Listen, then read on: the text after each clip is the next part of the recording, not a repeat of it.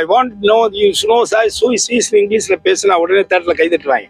அப்படி எப்படிங்க நடிகர் நாட்டை ஆள முடியும்? அப்படி ரீகன் ஆண்டிருக்காரு அமெரிக்காவை.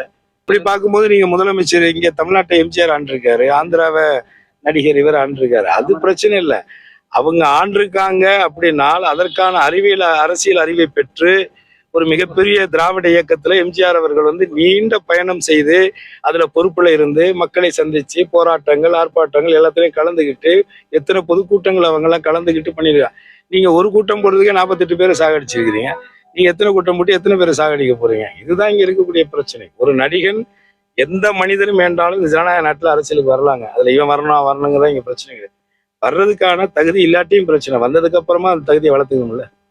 நாங்கள் எதையுமே செய்ய மாட்டோம், ரூமுக்குள்ளே உட்காந்துட்டு ஒரு அரசியல் பண்ணுவோம், அடுத்து எடுத்தோன்னே ஸ்ட்ரைட்டா நாங்கள் முதலமைச்சர் தான் வருவோம்னு நினைக்கிறது இருக்குல்ல, அது ரொம்ப ரொம்ப சீப்பா இருக்கு. அண்ணா நீங்க ஒண்ணு தெரிஞ்சுக்கங்க, சினிமா படத்துல ஹீரோக்கள் திடீர்னு I want know you snow shy choose இங்கிலீஷ்ல பேசினா உடனே தேட்டர்ல கைதட்டுவாங்க. ஏன்னா எனக்கு இங்கிலீஷ் தெரியாது, படம் பார்க்குற நிறைய பேருக்கு பாமர மக்களுக்கு ஆங்கிலம் தெரியாது. அப்ப திடீர்னு ஒருத்தர் இங்கிலீஷ்ல பேசணும்னா ஹீரோயினுக்கு முன்னாடி யார்கிட்ட பேசிட்டா உடனே எல்லாம் கைதட்டுவாங்க பயங்கரமா.